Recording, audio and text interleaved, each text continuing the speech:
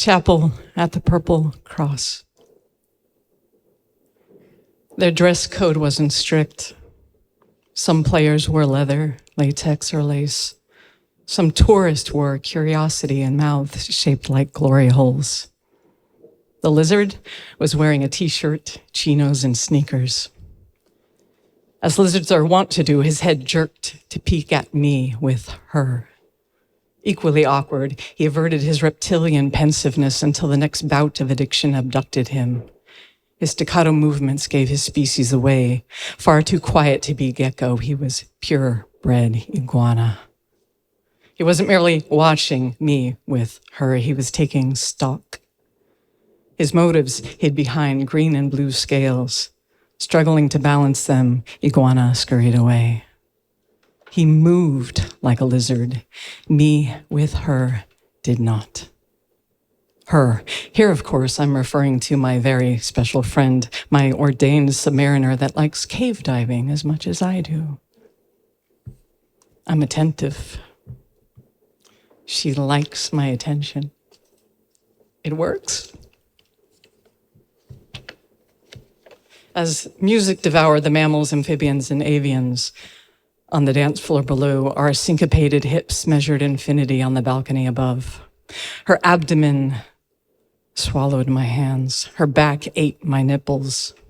When the aftermath of darkroom confessions, lingering in her buxom cleavage, reached my nostrils, euphoria, gravity, and Kronos ganged up on me. Familiar with orgies, I retreated to a bench to be in my own energy. Humility is a good teacher. My very special friend continues swaying to the disc jockey's sermon, her undulating silhouette more lithesome since confessing, who doesn't feel unencumbered after finding God. Sat on the bench where many roosters have scratched their combs, reality sinks in. She made a cougar out of me.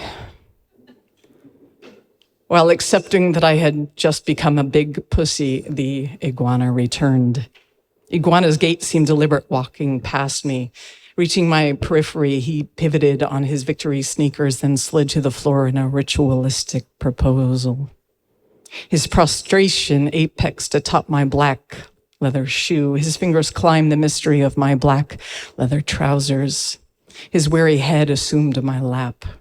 He further dared to grab my hand, gently placing it on the base of his meaty skull. No words needed.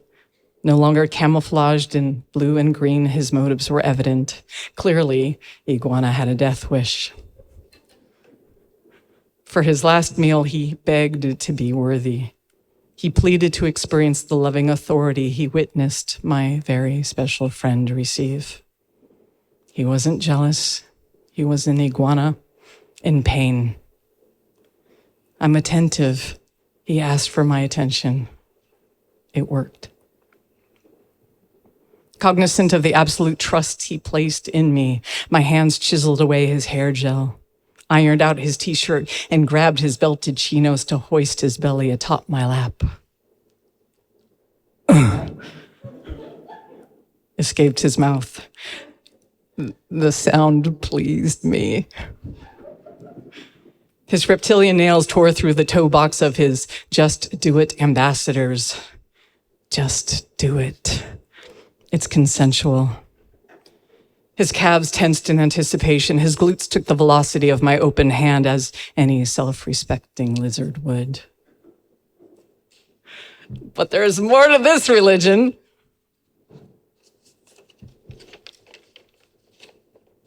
Familiar with orgies, I directed him to his knees. Humility is a good teacher.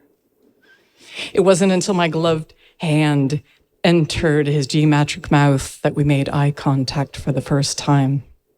I was deified in his perception. He looked up at me like Black Jesus. Black Jesus.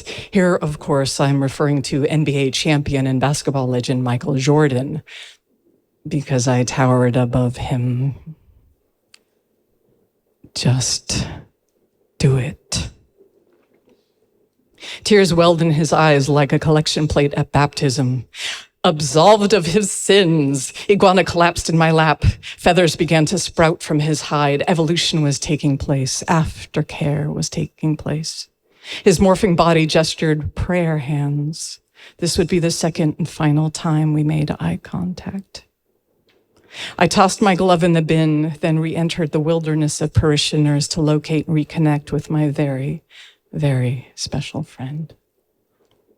Familiar with orgies, I found her kissing a squirrel.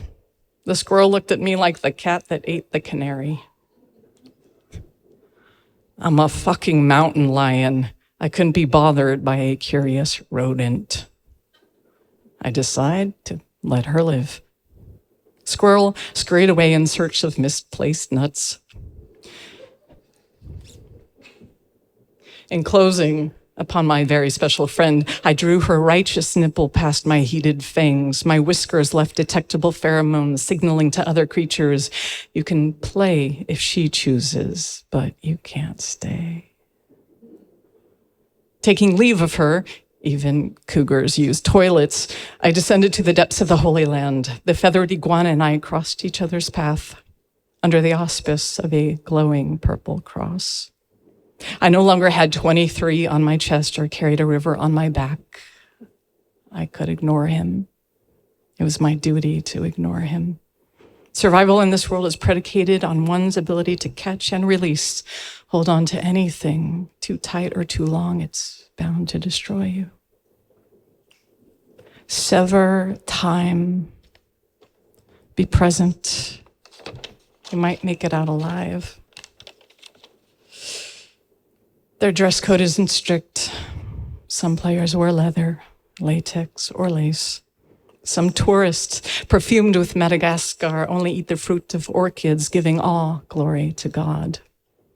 Modesty is also welcome in the house of worship. After all, humility is a good teacher. Thank you.